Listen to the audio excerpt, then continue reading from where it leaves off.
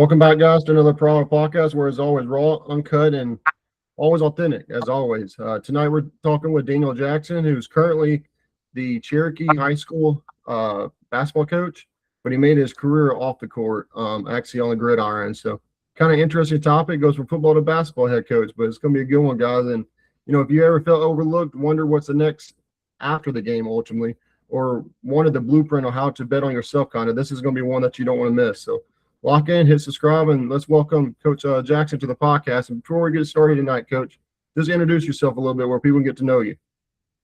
Yes, I'm Daniel Jackson, originally from Florence, Alabama. I'm a graduate of Jacksonville State University, and currently I'm the head basketball coach at Cherokee High School in Cherokee, Alabama. That's awesome, man. Well, you went from did you graduate from Deshler, or where did you graduate from in Florence? Florence. It was Florence. Okay. We combined. I was at Bradshaw the whole time until my senior year. Gotcha.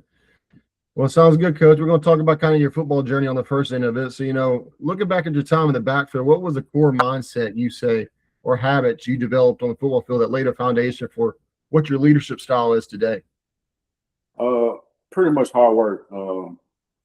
Saw my parents coming up, and everything was built on hard work. The leadership just saw them take control of the household. Saw my brothers step up. I'm the youngest of four brothers, actually. So that right there, I saw them work hard. I saw them become leaders. I saw them chase their dreams. And it just led me to do the same thing. And I just took the sports route. That was my passion. Gotcha. Yeah, being the youngest of four brothers, I bet you get pushed around, so it made you tough from the beginning, I guarantee you. I did the pushing around.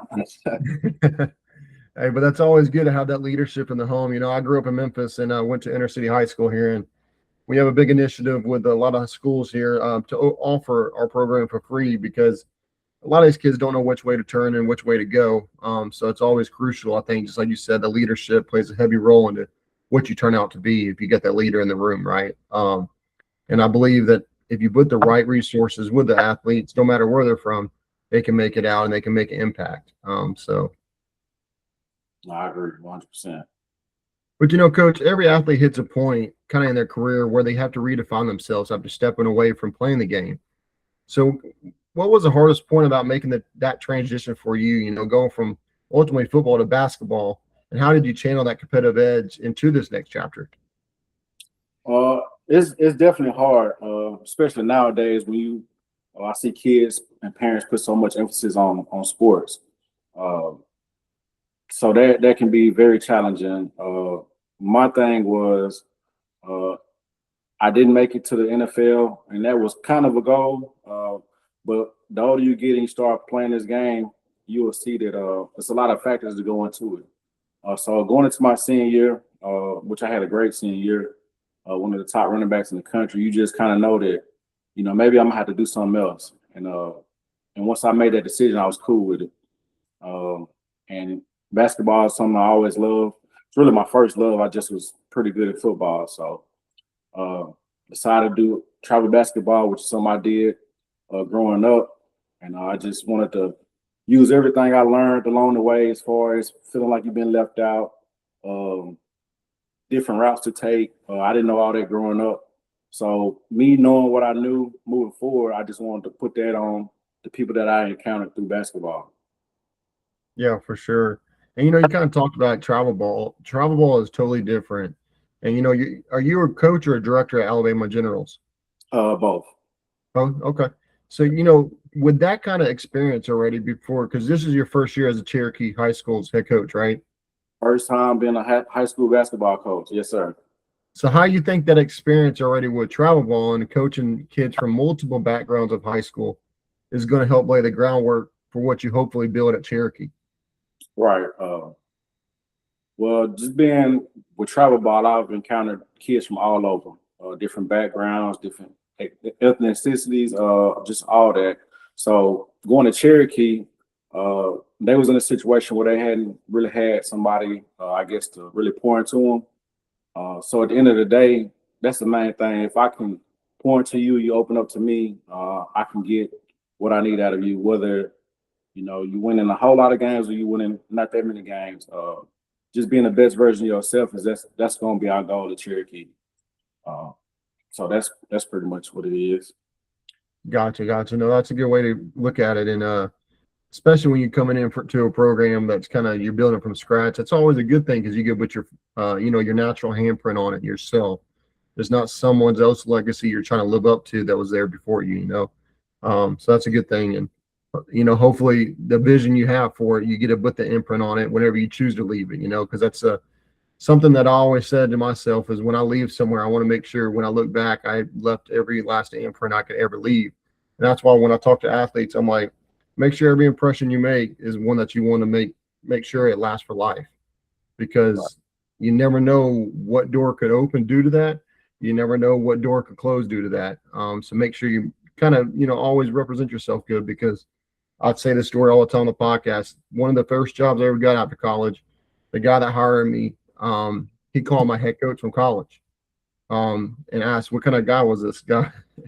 And if I didn't leave a good taste in his mouth and to give a good impression, we never got that first opportunity, and that's why I try to tell these athletes, no matter where you come from, no matter what you're trying to look at, always look at it with a vision of, hey, I can make it better. I can do this better. I can always strive to do better, because, I saw several athletes out of Memphis that I played high school ball with that should have made it to the pros, but they took the wrong path and didn't make the right decisions ultimately. And it was sad to see, because there were so many guys more talented than me that could definitely had a shot at the next level. So, right now it's very important. I always tell the kids, be a good person. Whether you're good, whether you're bad, be a good person. And that's the culture we're trying to build down there at Cherokee.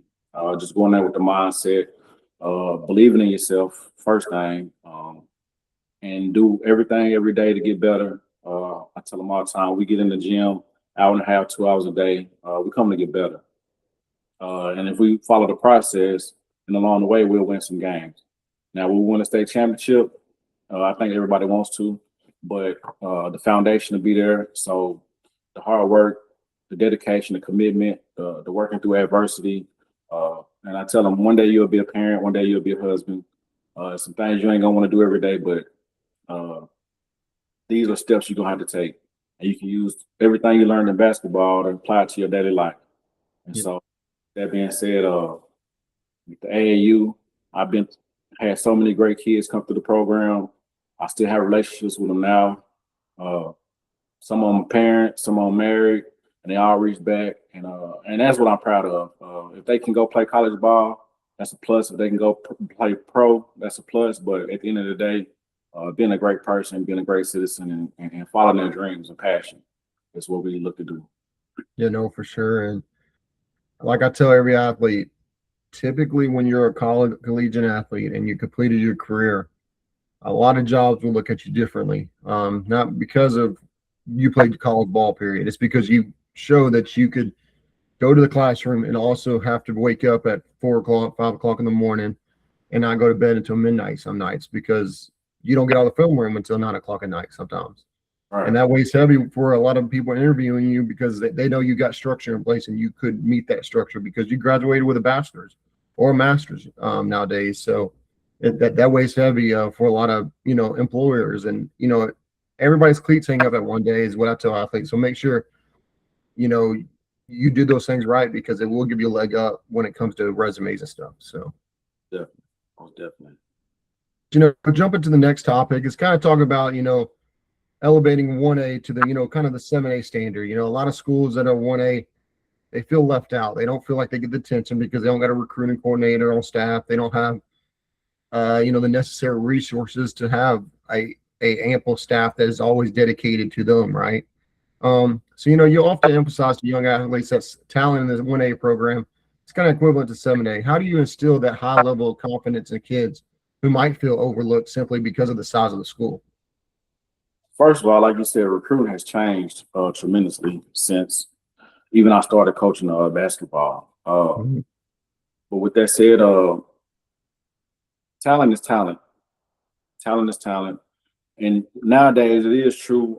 If you don't have the resources some of these 7A schools have, or 6A now, 5A, it can be difficult. But like you said early on, I think before we started, you had to promote yourself. You had to do everything that you can in your power, and the parents as far as going to camps, getting training, just doing all the little things you can do to put yourself in that position. So when it is time to get recruited, you are in that number. But 1A, 7A, individual is individual. My dad always told me they put their pants on one leg at a time, just like you do. So 5A, 6A, 1A, 2A, it's the number of the kids in the school. That's all it is. Yep. It's not that they're better than you. It's not saying anything like that. You probably have better teams because it is more people, but individually, putting the work in every day, separating yourself, doing the little things, you can make it from 1A school. Yeah, no, without a doubt. I mean, some of the best stories we've ever heard came out of a 1A school. There's been several players on the football scale, basketball scale, to go make an impact, to make a name for themselves. I mean, a player that we just got nominated for a proclamation from the city of Memphis mayor, he went to a 3A school out of the Memphis City area and just went to Prairie View A&M and took him to their first March Madness ever. So, Right. And now he's being looked at by NBA scouts and, transfer portal. People's wanting him to hit the portal because he potentially can play at the Power 5 level or Power 4, whatever you want to call it nowadays. But, that's a prime example. It doesn't matter. You put the same basketball shorts on every time you hit the court. So you're the same player until the, physical attributes gets displayed. So. I actually, when I started my program, I was fortunate enough to have a friend from college that had a 1A program in Anderson, Alabama. And they're one of the best teams in the state of Alabama. 3, 4 Division I prospects on that team. Actually, not prospects, they actually want to play Division I. One's still currently playing professionally. So I saw those guys put in the work every day, in season, out of season. I saw it. So you can't tell me that just because you're a 1A school, you can't go somewhere, or just because you're a 6A school, you're going to go this place. It don't work like that. Yep. Work is the work. Yep, no, everybody has to work the same way. It doesn't mean, a recruiting coordinator helps the player leverage itself and know what landscape there is. But I'll tell every athlete this: everybody has a social media, right? Everybody has an X nowadays, normally. X is your biggest friend when getting recruited. So if you don't have a profile and you listen to this, make sure you create an X profile, because that's where coaches heavily do a lot of recruiting nowadays. And it's an easy and free way to get attention, right? All you got to do is post content every other week or try to do it weekly. You're right. And if you get that content out there, viewership slowly drives up. It tricks, in the computer science language, tricks algorithm to start feeding it to more people. And once you start feeding it to more people, you'll eventually see a coach reach out. That's normally how it works, or a coach follows you and then you reach out to them. Either way, that's what we do here at the Prowler, is try to show these kids, hey, if you leverage your X profile to be like your LinkedIn for getting a job, you'll be shocked to the options you get at the end of the day. It might not be D1, not everybody's cut out to be D1, but there is a lot of ball to be played at D2, D3, NAIA. And I'll tell everybody, NAIA and D2 nowadays, it's like the new Division I, because a lot of players are transferring out of those two divisions every year to go D1 because they got the experience and they matured a little bit more than what a high school recruit might be for that coach. So exactly. Now you have to look at those opportunities as positive. Whether, like you say, NAIA, D3. I believe Duke had somebody recently that was D3 Player of the Year, ended up coming there and having a great career. So, like you say, putting in the work, leveraging yourself through X, and not having a recruiting coordinator, it can affect you. But this is a lot of new stuff nowadays with recruiting coordinators. High schoolers didn't have that back in the day. So, there's opportunities out there. You just have to take advantage of each one you get. Yeah, I tell players all the time, the only thing holding you back is you putting your own stuff out there. If you're not trying to give it a shot, then how do you know you can't get anything? Because there's a lot of players that come to us and they'll be like, well, we can't get any offers. And they're like, and I ask them first questions, do you have an X profile? Are you actively on there? And the first response is normally is, no, I do not do that, or no, I don't have a profile. Then how do you expect coaches to find you? Right. Because coaches they don't really just tour schools anymore. They don't really do that, especially for the D3, D2, and NAIA schools. They don't really do that no more. They don't got the resources to really put the resources towards the program to make it more appealing to recruits when they do come on campus, right? And do the new digital age that kind of was forced on by COVID, it's became even more that coaches rely on X and Google Meet calls, Skype calls, everything else. as an in-person relation to you. So you got to leverage that now. You got to realize, hey, we're in the digital age, so you got to kind of shift your focus to it's not so much getting on campus anymore. It's just getting in contact with that coach and building a relationship with them to hopefully get to that level. Right, right, most definitely. I agree with that 100%. You just got to do everything you can. If that's the opportunity that you want, you got to go chase it. Can't wait for it to come. No, for sure. But Coach, now as a coach on the court, what are the key principles you're going to try to instill in these players to ensure they don't just succeed in sports, but also build that discipline needed to dominate in life, kind of like you were referring to earlier? Just being prepared. So that's one thing I want my kids at Cherokee to understand is we're going to come with a plan every day. We're going to be prepared, and we're going to go try to execute that plan. We don't want to – well, what we want to do is we want to look like we belong out there. Whether we win or lose, we want to be competitive. We want to be aggressive. We want to be confident. All the little things. We want to put in the work. We're going to put in the work. We had a great summer just meeting them. I feel like they changed 100%. And I'm excited about the opportunity. I'm excited what the season holds for us. And hopefully we'll be standing somewhere in the winning circle. No, that would be awesome. And also just something else, but I'm gonna keep it to myself. Yeah, no, for sure. That always makes it more rewarding for sure. And I hear a lot of coaches that I played with and they now coach. They say, yeah, winning is rewarding, but seeing the kids smile on their face, knowing that they achieved something at the end of the season is more rewarding than anything else. And that's the same here at the Prowler. When I see a kid that thought he could never play collegiate ball in baseball, basketball, football, whatever sport, but he gets that offer to go play it, and him just light up and say thank you. That makes a world of difference because it's all about seeing the kid achieve what they thought they could never do, right? So yeah, most definitely. I had a kid share a post the other day on social media and said, what coach changed your life? And he tagged me in it, and it meant a lot because he's the reason I started doing my travel ball. So for him to say that and shout me out, I appreciate it, and that's the reason I did it. He went on to play college ball. He ended up being I don't know if you're familiar with the Slam Ball Championship. He did that, and he won a championship with that, and he had a great career. And that's what I want to see them do. I want to see them go off and do something that I had an opportunity to do, and enjoy, the scenery of a different city, and just enjoy being themselves and being out in the world for a while until they, figure out what they want to do. No, that's awesome. And exactly right. It's a rewarding thing for sure, and it makes you strive even harder to do the next level or push it even more to pour into these kids' life. And it's a rewarding job for sure. Stressful job sometimes too, because these kids can be crazy nowadays. But man, I'm lucky I still got my hair. So I can't. But at the end of the day, I wouldn't change it for anything. No, for sure. And that's what a lot of coaches say. They come home. I got a buddy that coaches football down on the coast of Mississippi, and some days he comes home, wants to pull and say, "Oh, it's typical, right?" Because it's kids, they're still maturing, but he always turns right back around and says, "This is why I do my job. This is why I keep pursuing it." Because everybody knows high school teachers, high school coaches don't make a ton of money, and especially at a public school, it's just not common unless you're at a 7A powerhouse like Hoover and Birmingham or a Gulf Shores down on the coast of Alabama. It's only two schools you can really put on that level, right? Unless it's a private school that has private endowment and stuff. So I tell every athlete, think about, that coach is your head coach, but he's also doing it kind of out of the love of the game because he's not getting paid a crazy amount of money to be there every day. So, but Coach, jumping into our spotlight, which we do on every podcast, we always spotlight kind of one topic, and it's kind of that 1A stigma that we've been talking about. And in your experience, what do you think 1A athletes why they are so constantly overlooked by recruiters? And what is the biggest misconception you think about these small schools' talent? You kind of said earlier that we all put the same pants on, but there's still a lot of room there because I feel like a lot of people don't look at a 1A school just because of the size and the talent they play. I hear that by recruiters all the time is they don't pay good enough talent to measure up against anything.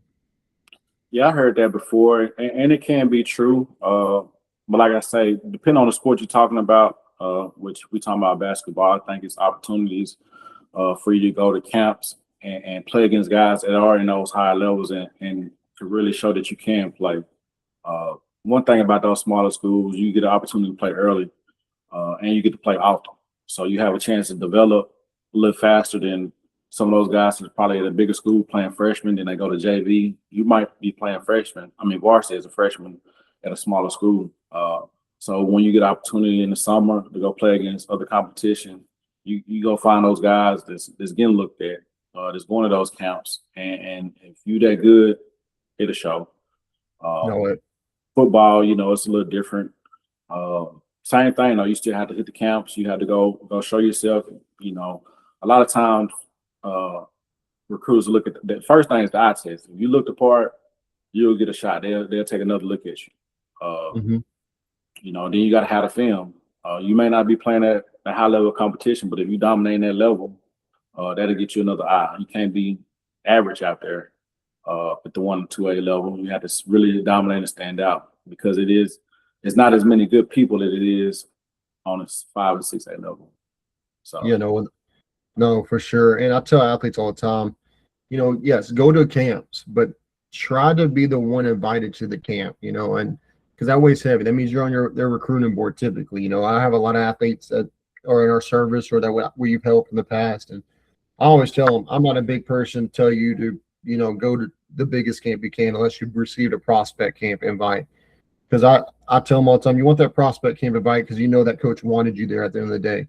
Right. If you're not, you're typically just a dollar sign. And I hate to tell that athletes that, but it's the truth. You got to, if you're just a dollar sign to them, you got to really, really go out there and just ball out and break, put up a 40-yard dash for football at a 4.39 to really grab their attention, because they're really focused on those guys that you purposely invited to get there where they can lay eyes on them. They're not really worried about everybody else unless you're just going out there producing incredible numbers and they just overlooked you. Yeah, and also, start reaching out to those coaches before you get to that camp. If you do have, you can send it out, maybe catch their eye and say, oh, we might need to take an extra look at this guy when he gets here, instead of showing up blind and thinking that you're gonna stand out. And which happens all the time. You might go to the camp and stand out, but they wasn't even looking at you. And it's unfair. So do your due diligence as far as reaching out to those coaches, let them know you coming, sending film, making sure your ex is clean, making sure it's something you really want to do. It's a job. The next level is a job. I take people all the time, kids over summer. We travel. And at the end of the day, someone will say, I don't know if this is really what I want to do. And I can understand that. So you just have to really lock in and grind it out.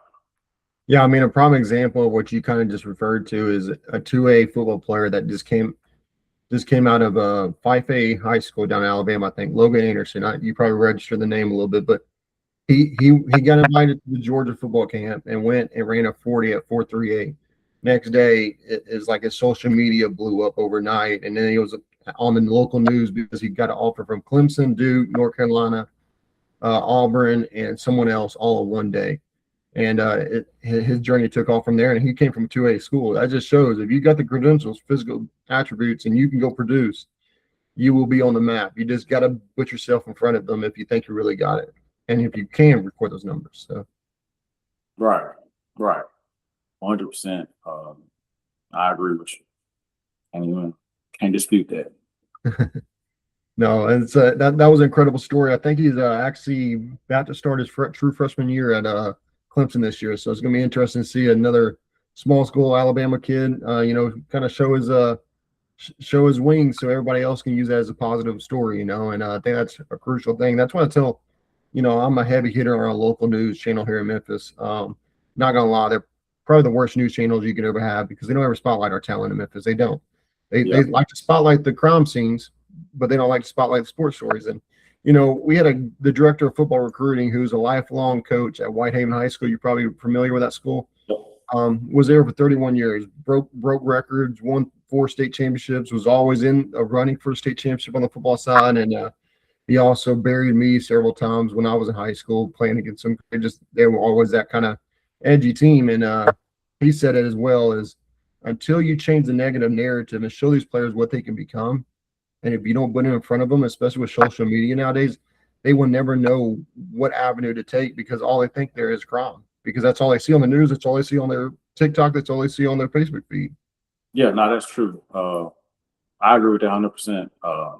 And I think you're doing a great job. What you're doing with your podcast is something positive. The kids need to see that it is opportunity out there. If they chase the dream, you really got to be passionate about it. You almost got to be delusional and thinking that you can do it. Because if you don't think you can do it, you won't be able to do it. And if you don't believe in yourself, won't nobody else believe in you. I always tell my kids, man, write it down. Write it down. That's the end goal. Now you got to work the steps to get to that goal. So, yep. I mean, it's a story. It's a story that's more related to this podcast. It's about Michael Jordan. You know, one of the great. I say he's still the GOAT to this day. People are going to argue me that it's LeBron James, but did Michael Jordan join 22 teams to make it to a championship? No. Okay, guys, let's end it at that. But MJ was cut from his 7th grade team and 8th grade team. If he would have hanged it up there and told his mom he never wanted to go back, we would have never known Michael Jordan to what he is today. So that's just a story to show you that I think he's won it 7 times. 7-time NBA champion, was cut from his both middle school teams both years.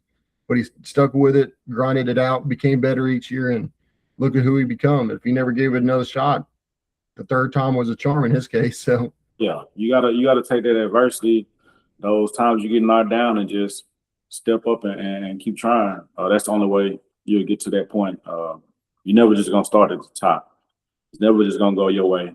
You just gotta be prepared for the bumps in the road. Get your head up and keep it moving. No, for sure, Coach.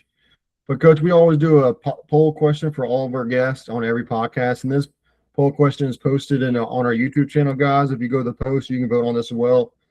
But what's the biggest barrier of 1A, 3A to 3A athletes that you think face on the recruiting radar, Coach? Is it the lack of media coverage and exposure for them? Is it 2, misconceptions about competition level? 3, fewer resources / camp visibility? Well, the last one, recruiters prioritizing bigger 6A and 7A rosters. I would say probably the second one. I think it was at the level of competition. Yeah, misconception about the competition level. Yeah, I think it's a big misconception. There's some schools around this area that got some smaller schools that got kids that's going D1, D2. So you can't tell me that size of school matters. It matters, but not as much as people try to make it. Yep. At the end of the day, that's just the name on the school. It doesn't define the person or the people in that school. The coaches doesn't define them. You got great coaches in small school as well. So I think that's a misconception. No, for sure. And I think it's even more for like basketball. I think football is a little different, and baseball is a little different as well. But basketball, it's a team sport. But if you got 2 good players, you can put your name on the map real big, right? And that don't matter what program you're at, because typically those guys that are your best players on the team also play AAU ball outside of nowadays. There's not many players that are on a high school team that also don't play AAU unless they're a football player, right? Right. But you really get a chance to see them on both sides of the court, at their division. So you can't say this kid dominates this level, but then he goes AAU and doesn't dominate. You can see the difference real quick if he does play AAU ball, right?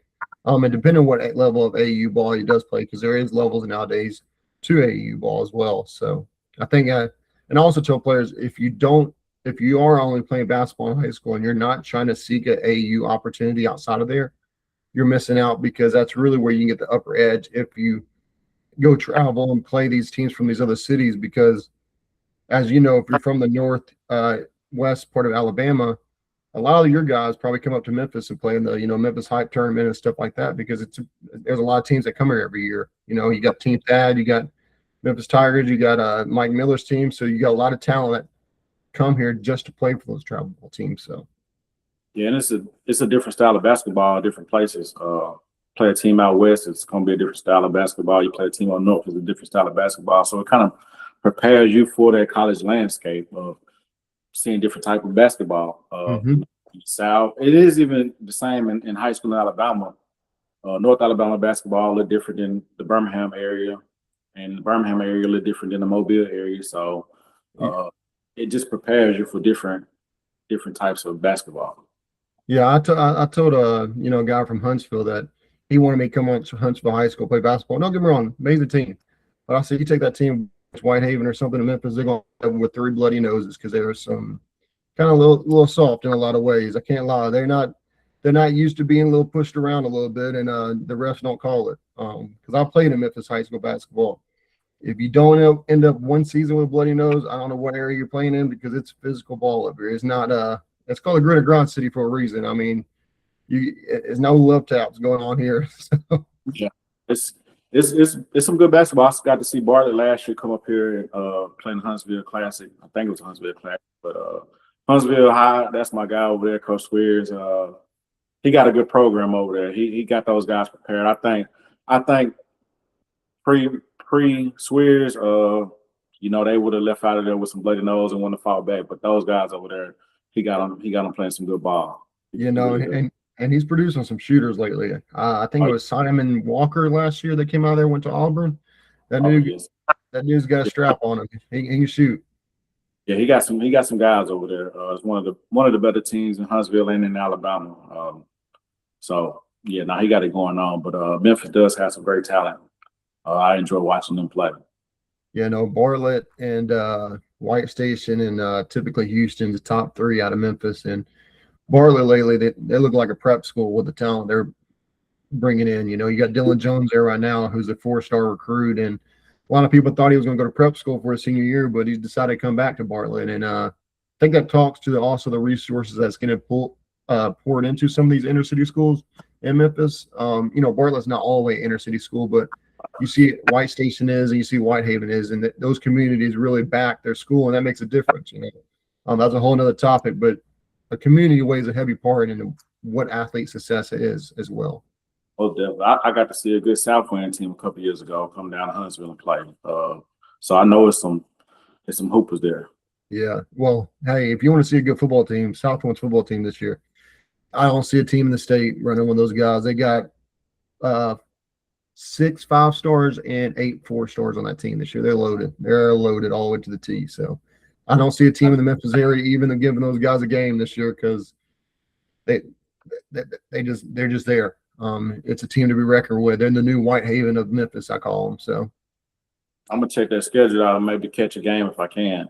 Yeah, no, those guys are good. They've been on the show last year, and I think they're going to finish a mission this year because pretty much all those athletes are coming back. So it's going to be pretty cool to see. And another team that's really making noise. They're on the smaller side, but Central High School, which is kind of in the downtown area of Memphis.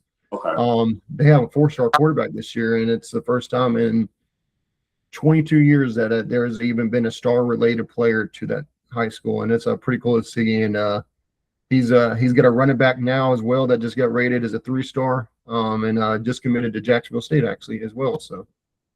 Well, I'll see him for sure because I go down every year.